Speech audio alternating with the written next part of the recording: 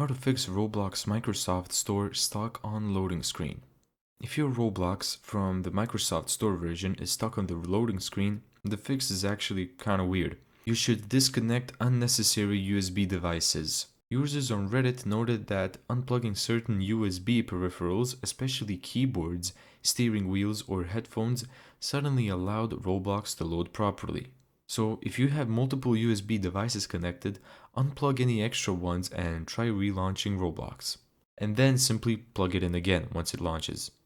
If this doesn't work, of course you can always reset or repair the Roblox app. Simply go to Settings, Apps and Features, Roblox, click Advanced Options, then select Repair, and if needed, click Reset. Thank you so much for watching this video.